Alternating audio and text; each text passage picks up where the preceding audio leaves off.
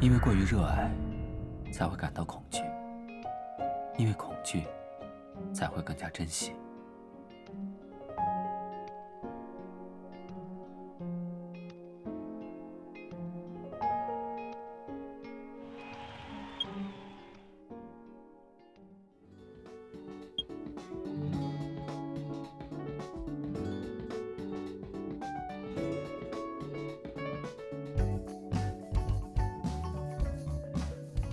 我有看到路易斯发动态说自己会参加这次的比赛，运气好的话，说不定就能碰上了。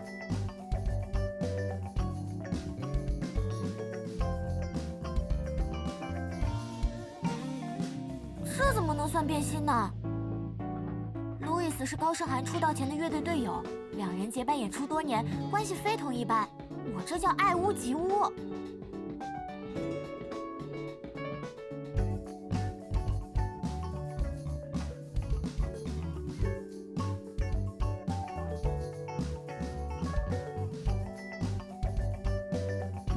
他基本不发自拍，我好像只有比较模糊的现场 live 视频。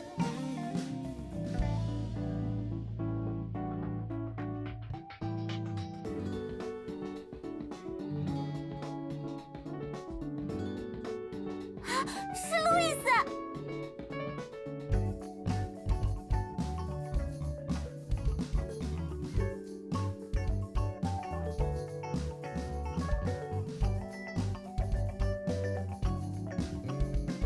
律师小姐，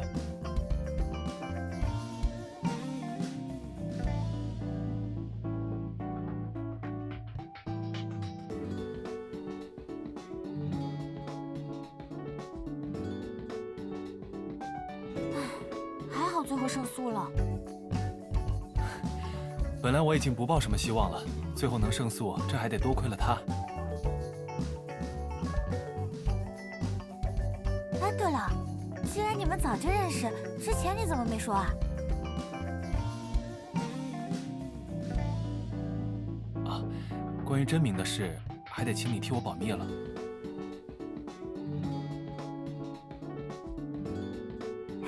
路易斯，我也是你的粉丝，所以能不能请你帮忙签个名？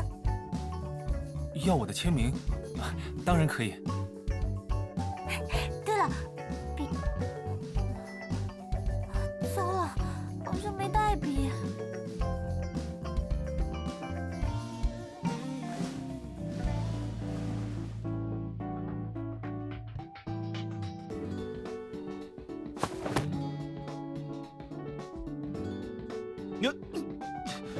绊死我了！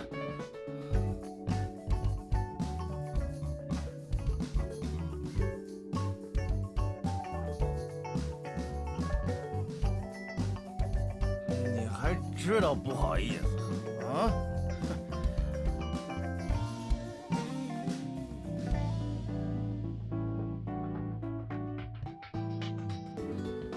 所以我才不喜欢没有自控能力的酒鬼。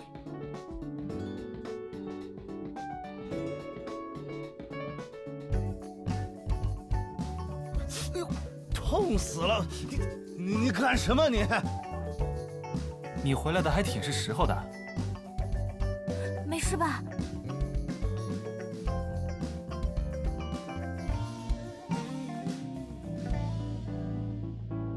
？Wilhelm，他好像醉得不轻，你现在准备怎么办？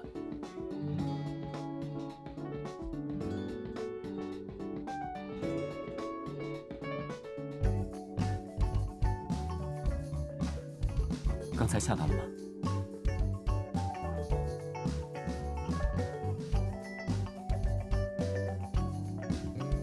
这里偶尔是会发生这种事情，只有隐藏在昏暗灯光下，用廉价的酒精麻痹自己，才敢做出一些出格的举动。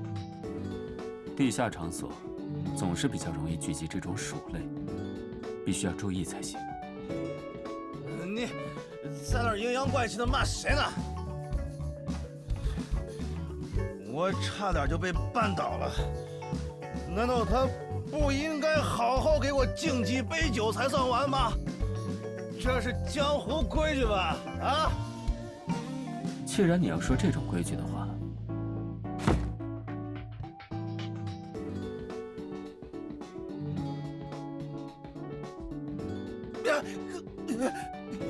你干什么？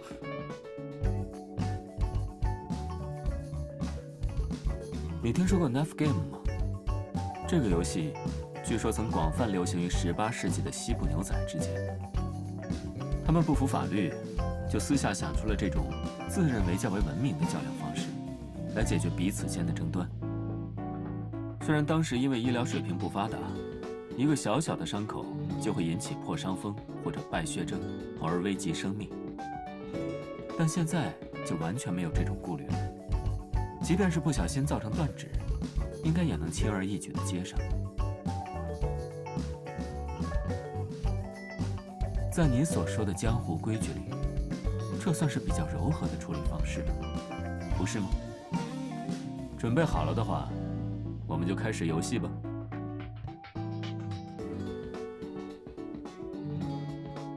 我才不玩！疯了吧你！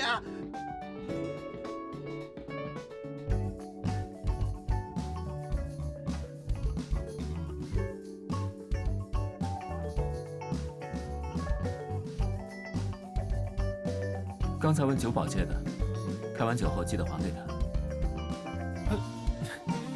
即兴发挥的水平不错啊 ，Wilhelm。我还以为你是真的会玩这个呢。我对这种会伤害到自己的行为没有兴趣。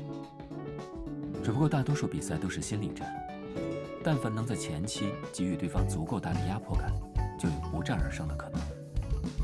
况且那还是个没用的酒鬼，想要唬住他，还是不难的。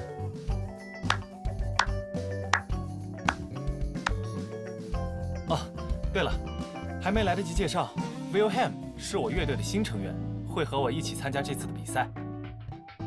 Wilhelm， 这两位是？我认识的。哎，这也是你曾经的客户吗？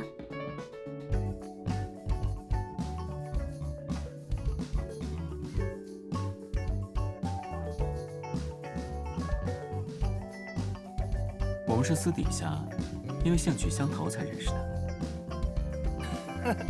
那还挺巧的，看来大家都是因为对音乐的热爱才聚到了一起。所以说，除了路易斯之外，你还是 Wilhelm 的粉丝吗？你是路易斯的粉丝吗？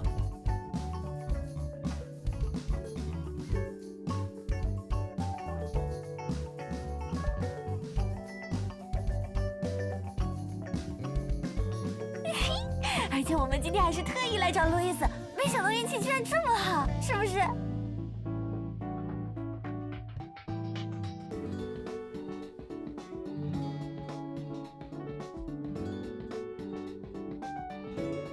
原来如此。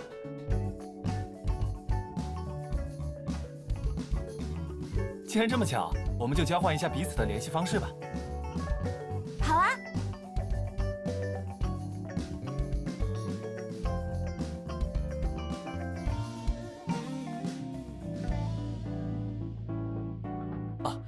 那是工作专用号码，我私底下一般会用另一个。喏，Wilhelm 的也在。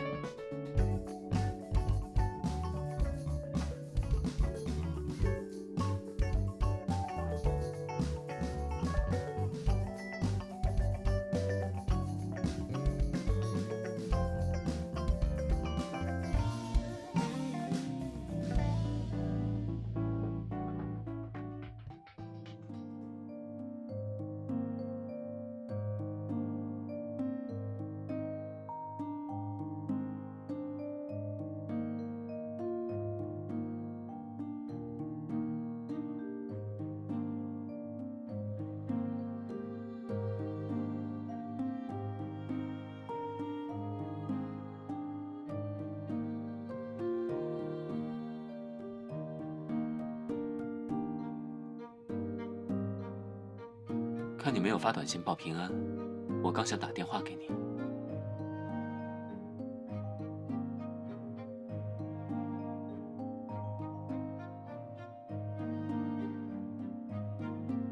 在想什么？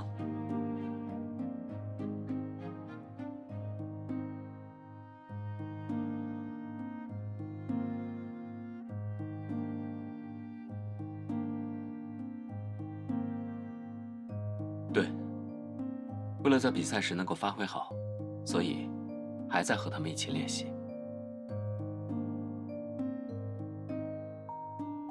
只是想进行一些新的尝试而已。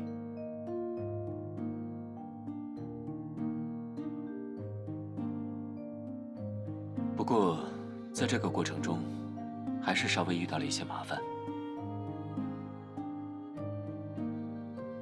当然会，所以才一直想请你帮个忙。那明天是周六，在排练之前，能出来见我一面吗？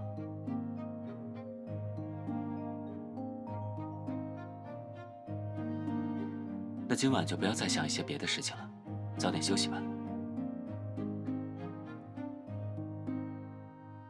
我尽量，晚安。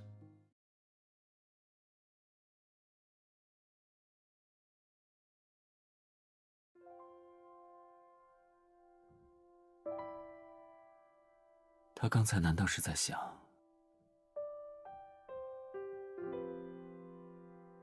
居然会担心这种事？我这是在害怕吗？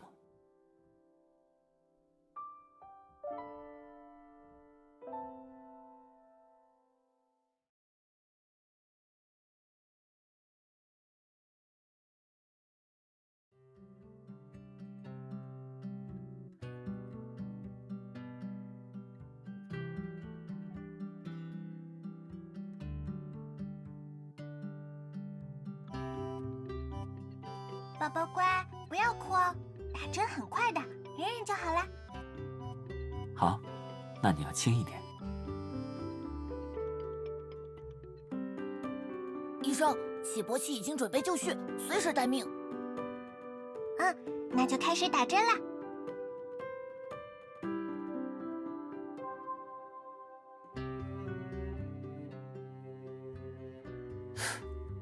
有点痛哦。那我轻一点，这样呢？稍微好一些了，不过我还是有些害怕，怎么办？男子汉大丈夫，害怕就忍着嘛。是吗？可是我不喜欢忍耐。那我给你吃颗糖吧，吃颗糖就不害怕了。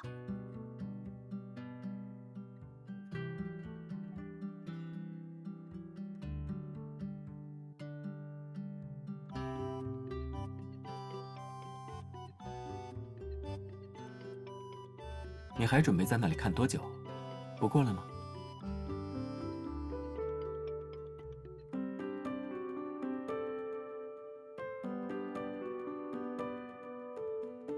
在你发现我之前，大姐姐，既然你认识大哥哥，那要不要陪我们一起玩？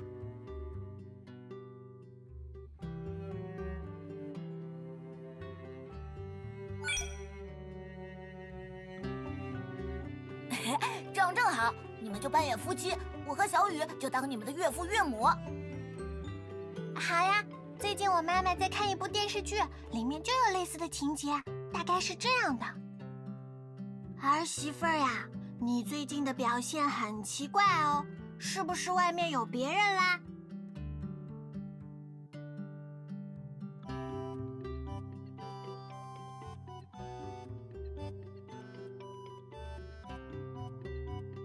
你喜欢上别人了吗？如果可以的话，还是希望你不要离开我。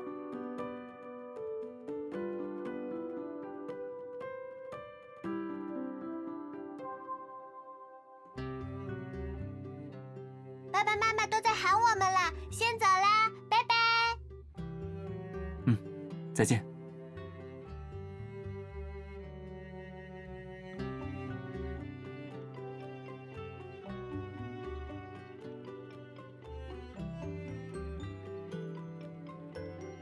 是恰巧遇见的。过家家算是一种情感演练，能够培养共情能力，所以看他们缺人，我就顺便加入了。不过，其实这里面也有我自己的原因，我也需要从他们身上找到一种解决困扰的途径。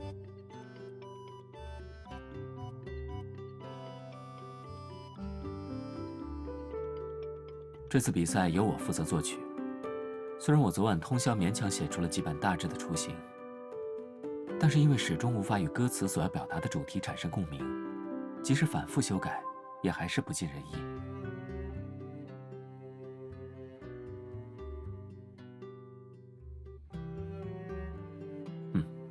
抱歉，没有听你的话。因为性格原因，我还是想尽可能把这件事做到最好。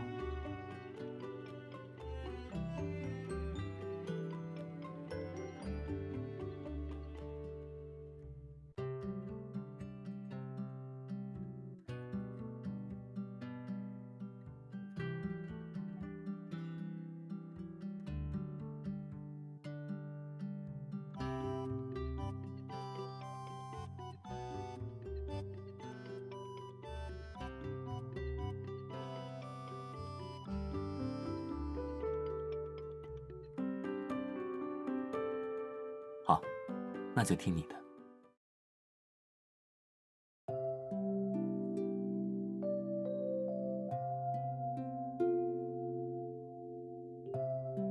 啊，感觉好多了。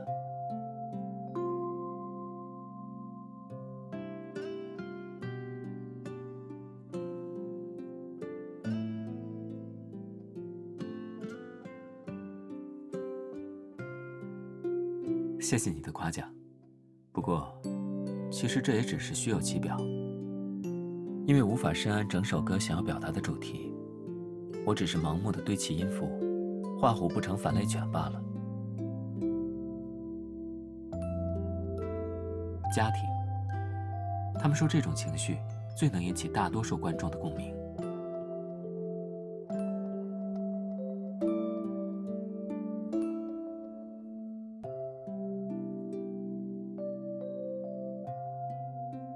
我想听一听你的理解，可以教教我吗？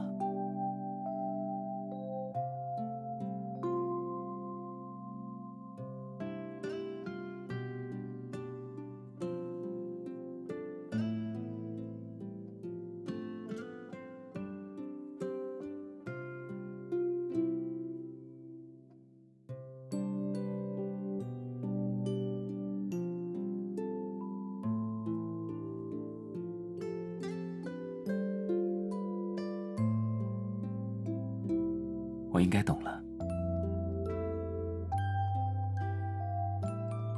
解决一件难题后，我突然有些困了，再多陪我一会儿吧。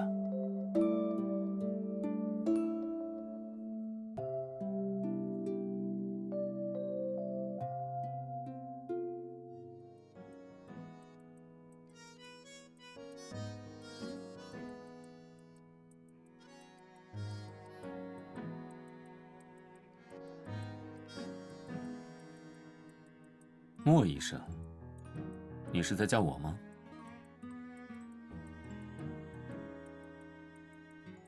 休假早就已经结束了。我没和你说过吗？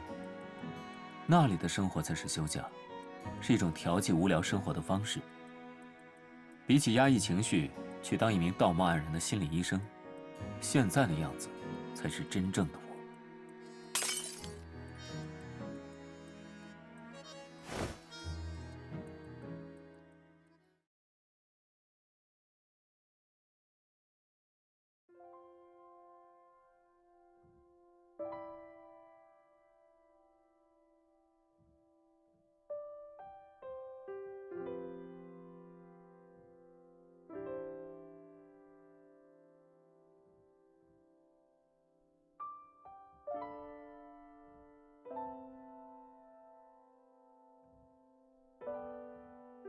什么？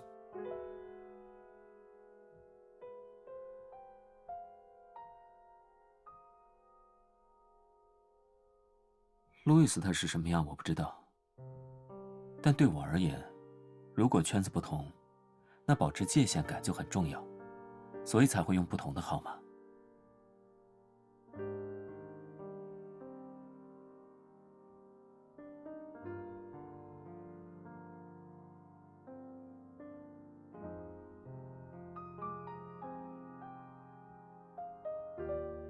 其实没什么特别的，机缘巧合而已。我待会儿还要回去练习，先送你回家吧。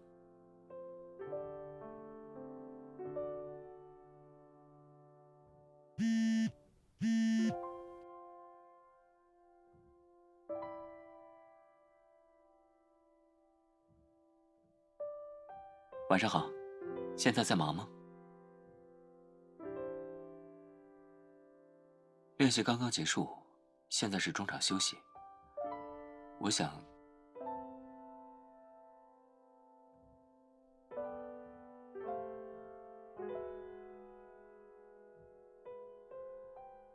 好，你来吧。不过在那之前，我得先告诉你一件事。我们现在在玩一个叫做《真心话大冒险》的游戏，而我正好被抽中要给你打电话。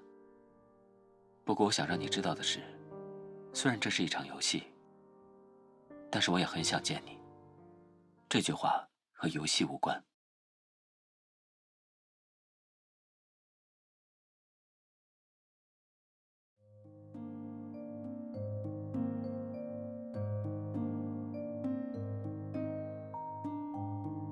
不是吧？本来还期待着可以看 Wilhelm 尴尬一把，但现在看来，总觉得起了反效果。那还真是抱歉，让你失望了。通讯录里第5位真的是这个妹子吗 ，Louis？这里面不会是有什么黑幕吧？我当时有看过他的通讯录啊，确实是没什么黑幕。哎，那还真是奇了怪了。没什么奇怪的，编曲的时候他也给过一定意见，待会儿正好可以让他听一听成品。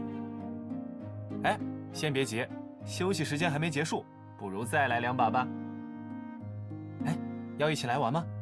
Wilhelm 现在可是我们当中受罚最少的，不能轻易放过他。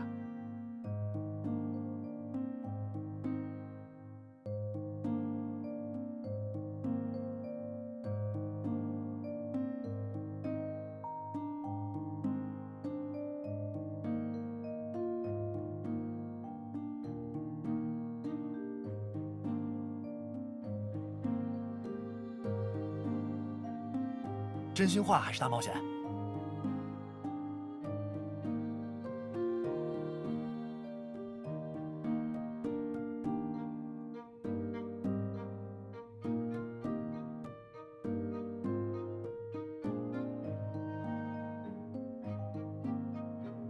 黑桃是我。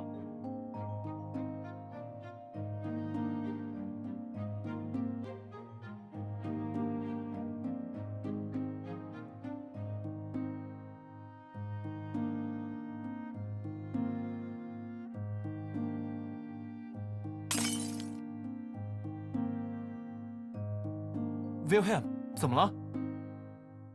抱歉，不小心手滑了。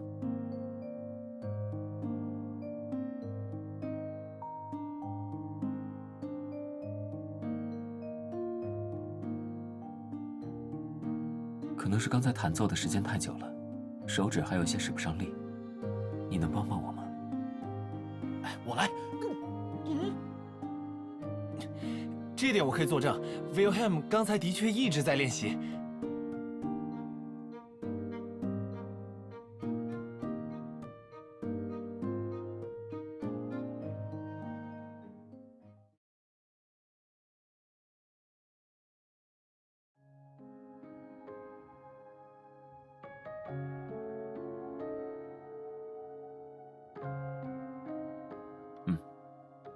这次可能是因为迟迟没有找到演出的感觉，所以有些着急了。是让你担心了吗？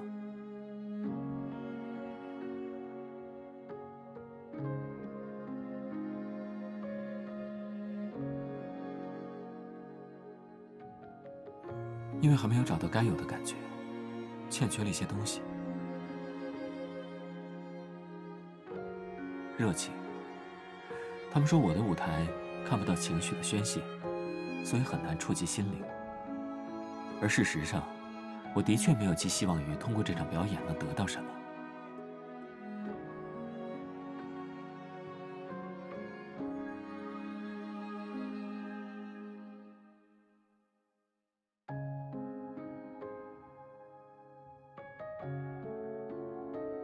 你说的没错，我是该稍微整理一下心态了。辛苦了，我去洗手间再处理一下。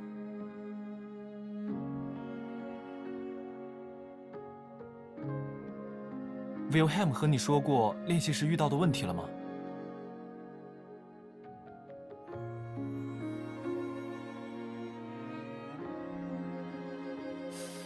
这的确是个难题，我曾经也请教过 Wilhelm 类似的问题。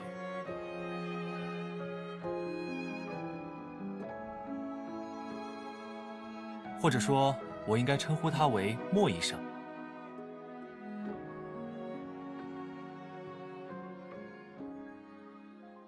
你刚才说什么？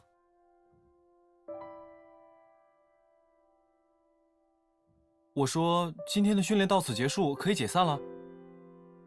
后面一句。我和他还有些事，就先走了。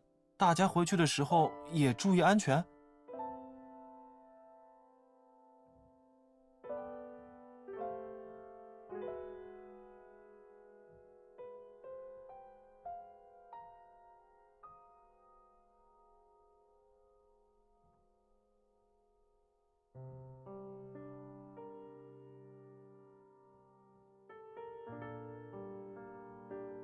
知道了。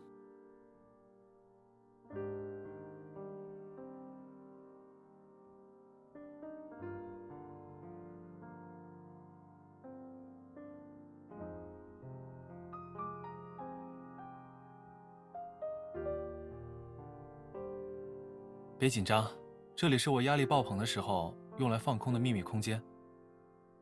在市中心难得有这么安静的地方，也很适合聊天，不是吗？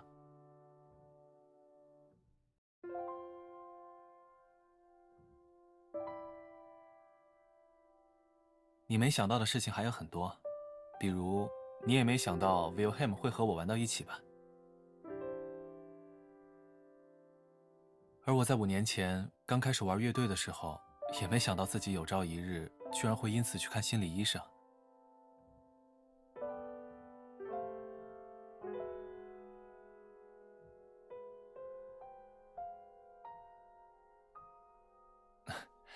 虽然也算不上是什么病，但前段时间我的心态确实很差。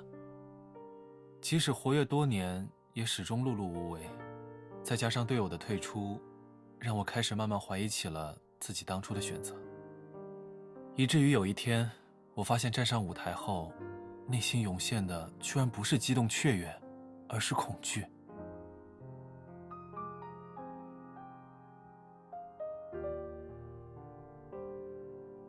完全没有。像我这种自我又倔强的病人，应该是非常棘手的。虽然我承认他很专业，谈话也非常具有技巧性，但是表演久了，我很容易能看出观众有没有被感染到，所以自然也能发现他其实无法感同身受。我好奇的是，你既然无法理解我的感受，那我要怎么信服你的话？可以和我说说，你为什么觉得我无法理解你的感受吗？莫医生，眼睛是骗不了人的。而且在来之前，我查过你的过往履历，也看过一些课程录屏。看得出来，你在授课时面对台下的听众，永远都是一副自信满满的样子。因为你知道自己是权威，在专业领域是不可替代的。这一点，正好与我的情况恰恰相反，不是吗？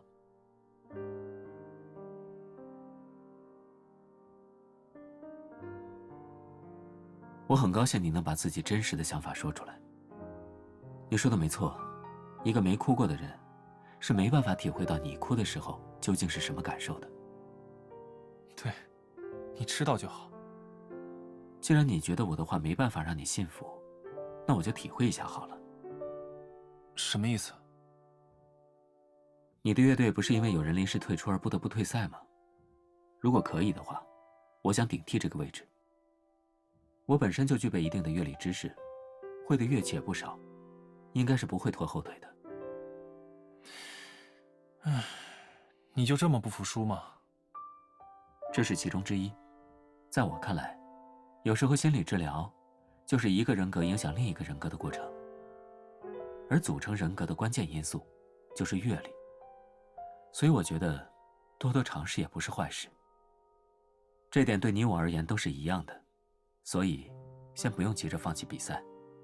比起留有遗憾，不如再试一次看看。这也是我给你的建议。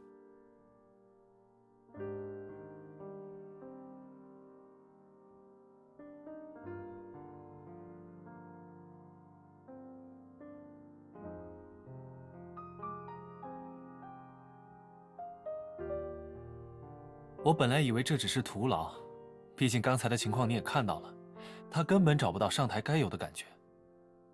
但是，自从你出现后，我突然发现他其实也是会慌神的。我觉得或许自己可以期待一下，莫一生之后究竟会如何以身作则，叫我走出这个困境。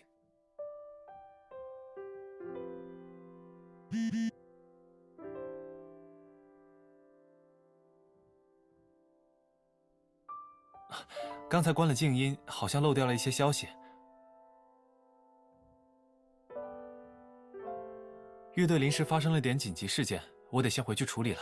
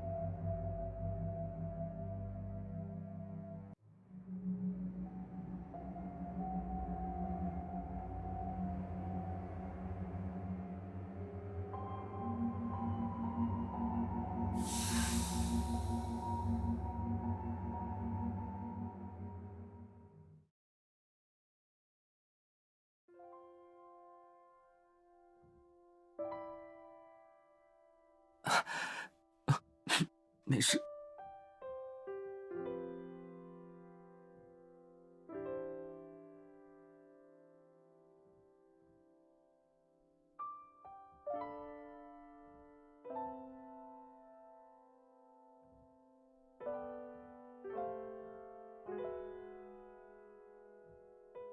等等，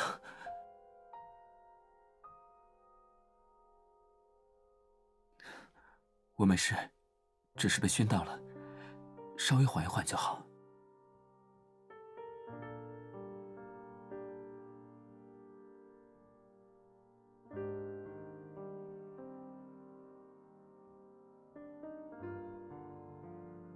你为什么和他待在那条小巷里？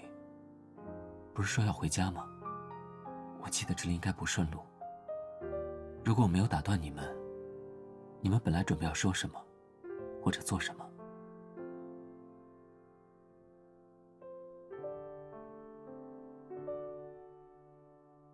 是我，所以打扰到你们了吗？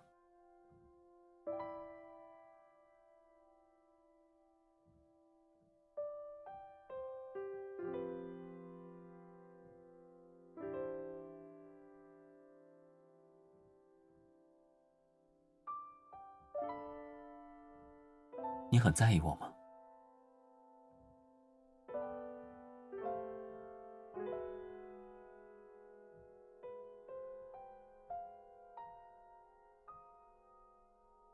抱歉，我只是想看着你安全回家，没想到会吓到你。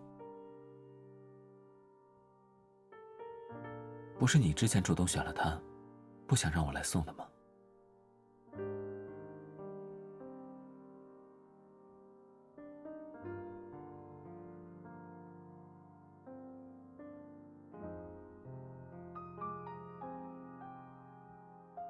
那作为补偿，到时候就来看我的表演吧。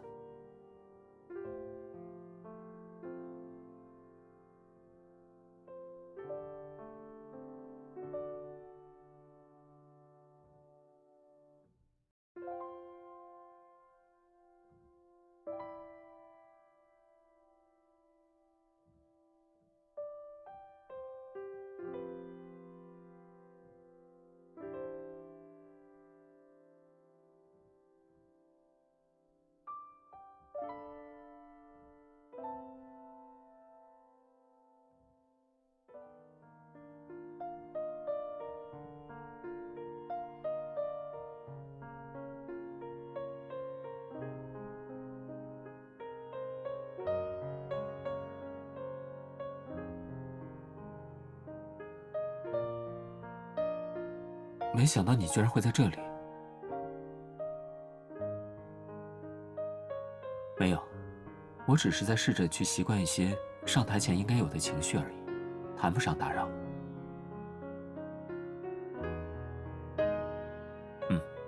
不出意外的话，这次应该能呈现出不错的舞台。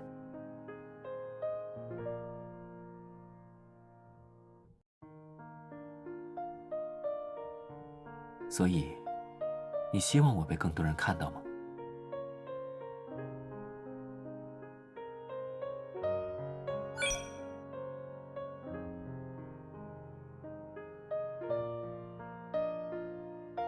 但是我觉得你知道。放心吧，无论你有什么担心和顾虑，那都不会发生的。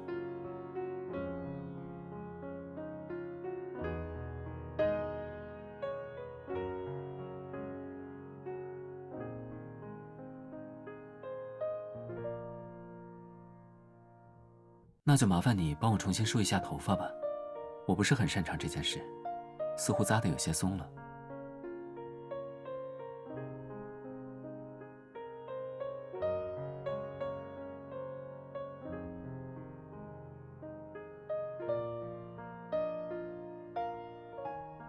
谢谢。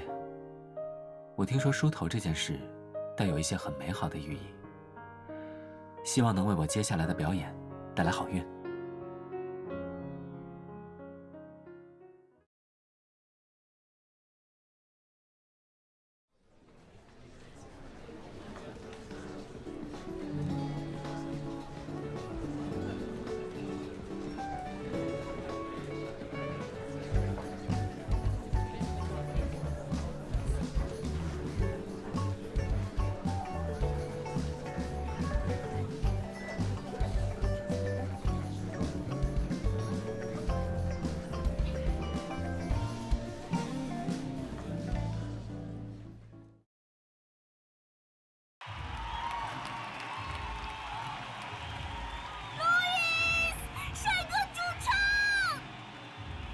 接下来 ，Wilhelm， come。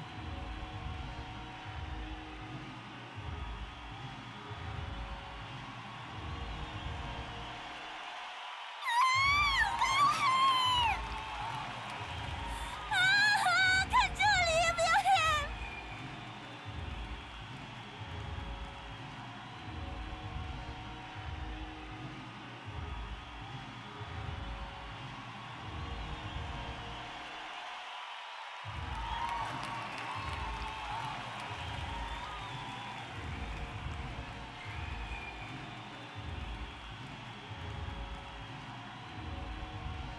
多亏有你在，才会有今天的这场演出。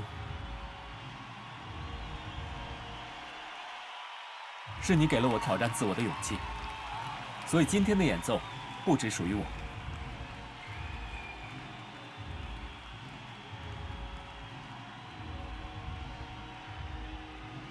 这场演出也属于你，是献给你的。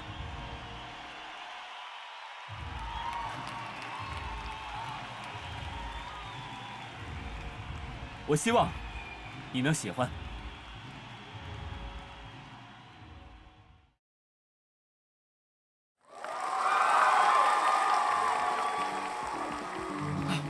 非常精彩，真的非常精彩，我都想录下来，每天反复循环播放了。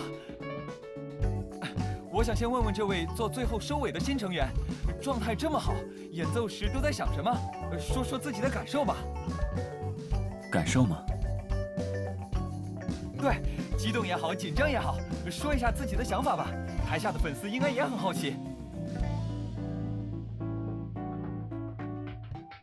我当时感觉到了一种前所未有的恐惧。上台前，我会因为担心自己的表演出现失误而感到害怕，但在顺利结束演出的时刻，这种恐惧的情绪却依然没有减退。紧接着，我又开始担心，自己以后是不是还能带给他诸如现在这般同样新奇的体验。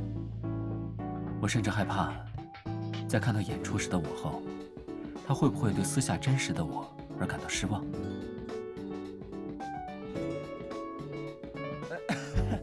冒昧问一下，这个他指的是现场的各位粉丝吗？是指现场的某一位粉丝。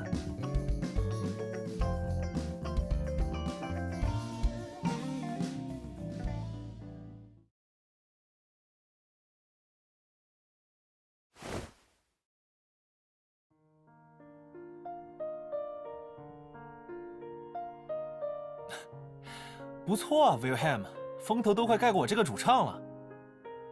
听你刚才的发言，这次应该能切身理解我当时的感受了吧？比起关心我，不如说说你自己。刚才上台的时候状态怎么样？如果我没听错的话，你的声音似乎有些发颤。的确，我还是会觉得害怕。有一瞬间，甚至觉得大脑一片空白。你有什么好的建议吗，莫医生？如果换做现在的我，应该会这么劝说你：之所以会惧怕舞台，不是因为厌恶这件事，恰恰相反，我觉得是因为太过热爱。因为你很喜欢那些支持自己的观众，所以才会担心表现不好，会让他们失望。路易斯，做自己热爱的事情并不是错的，你不用后悔自己曾经的选择。那以后呢？至于未来的选择，我的建议是，都可以。这次的演出很成功，即使最后没有得到冠军，你应该也能因此收获不少的人气与商业机会。你可以继续演出，不断挑战自己，争取为你的粉丝留下更多的惊喜。或者，如果你实在无法将这份恐惧化为动力的话，也可以就此放弃。通过这次的表演，那些粉丝应该会永远记住你帅气的那一面。最后究竟要怎么做，这全都看你自己。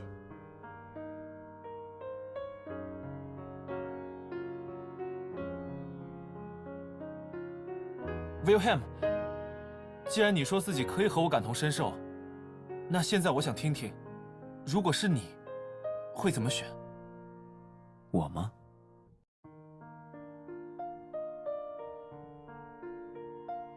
我的话，在选择前应该会事先衡量一下对方在自己心里的比重，然后我会问自己，比起害怕让对方失望，是不是更害怕与对方渐行渐远？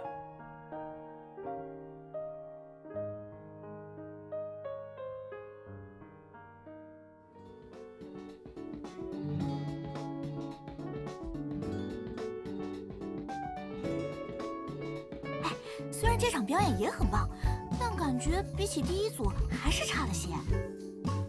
确实，第一组有好多帅哥，尤其最后 solo 的那位，不知道他的社交账号是什么？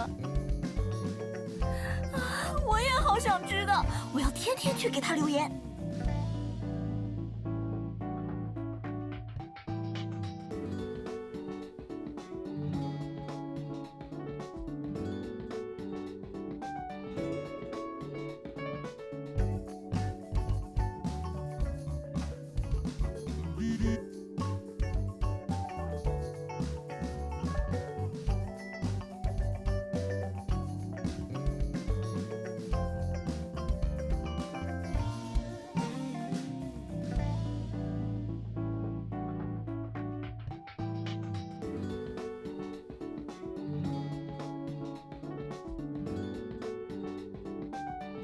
跟我走吧。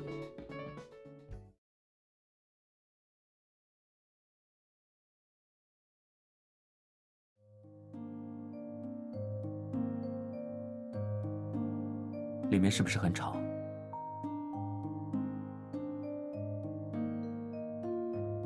热情高涨？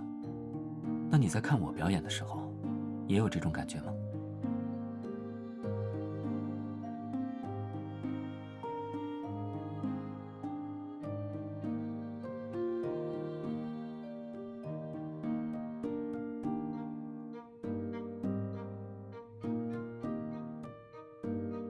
就像那段采访中说的那样，我之前还从来没有这么忐忑不安过。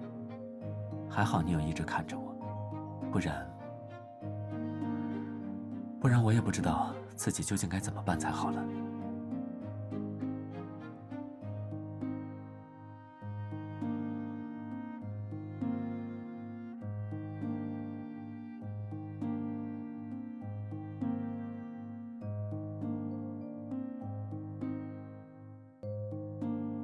不用，刚才我已经和他们道过别了。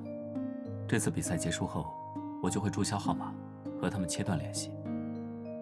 所以这些都不重要，我只需要你的认可就足够了。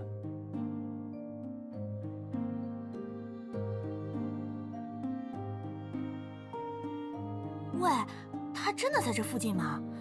保安大叔没有看错吧？肯定没有，那位帅哥这么扎眼，就算是第一次见也不容易会认错。再找找看。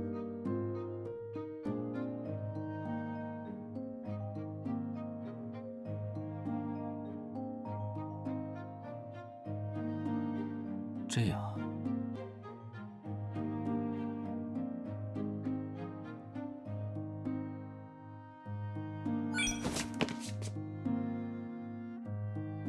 怎么？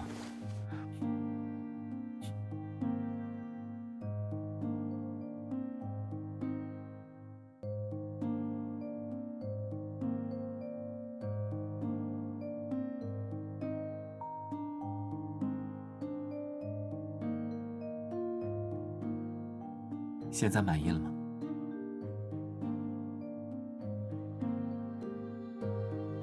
我没有生气。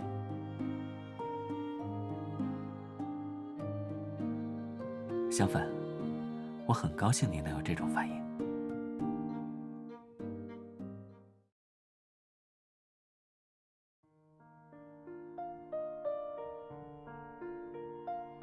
不过，我觉得你似乎还有心事。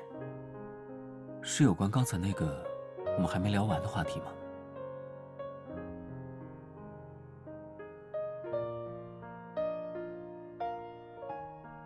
当断不断，反受其乱。刚才的事应该就是一个很好的例子。我本身就不是这个圈子的人，当做完我自己想做的时候，就没必要再继续保持联系了。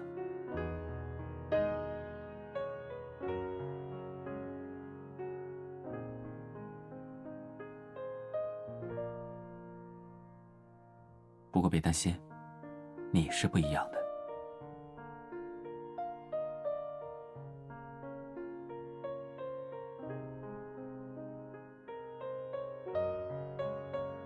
这就是为什么当时在玩真心话大冒险的时候，会抽到给你打电话的原因。没错，对我而言，无论换多少次号码，就算有朝一日你熟悉的那个号码我也不再用了，在新的号码里，永远都会留有你的位置，可以吗？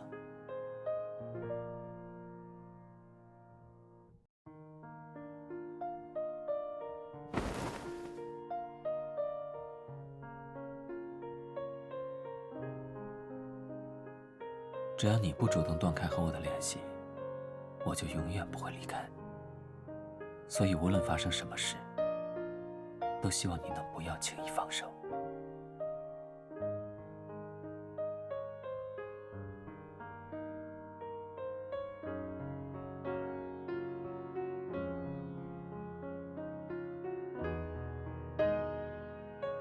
我很高兴，原来会感到害怕的不止我一个人，因为过于热爱，才会感到恐惧；因为恐惧，才会更加珍惜。我相信，只要正确引导，这种恐惧的情绪，也一定会产生积极的作用，然后让我如愿以偿，和你一起走到最后。抱歉，因为之前在上课，所以不方便接电话。什么？你刚才偷偷溜进教室听课？这是真的吗？我发觉你现在的胆子似乎是越来越大了。居然已经开始学会骗我了。我没生气，和你一样，也是在开玩笑。你就把它当成一种小小的报复心吧。毕竟在刚才那一瞬间，我是真的感觉到有些紧张。一想到你可能在看着我，我就会担心自己有没有好好表现。但这也不是件坏事。比起安于现状，我觉得偶尔给自己一些压力，或许反而会有不错的效果。所以我现在正在考虑，要不要答应刚才学生的邀请，去参加下个月的校园歌唱比赛。哦，看来你对我真的很有信心。那如果我告诉你，虽然我很擅长演奏，但几乎很少唱歌，说不定还会跑调呢？你现在的表情似乎还挺耐人寻味的，比起惊讶，感觉更多的是期待。如果你真的这么好奇，下次我可以私底下找个机会，让你亲自来验证一下，我究竟会不会跑调。我不觉得这有什么好丢人的，只要能吸引到你，勾起你的兴趣，对我而言都是件好事。而且我也很好奇你唱歌时的样子，趁着机会难得，到时候也唱给我听听好吗？那就说定了，我会期待着的。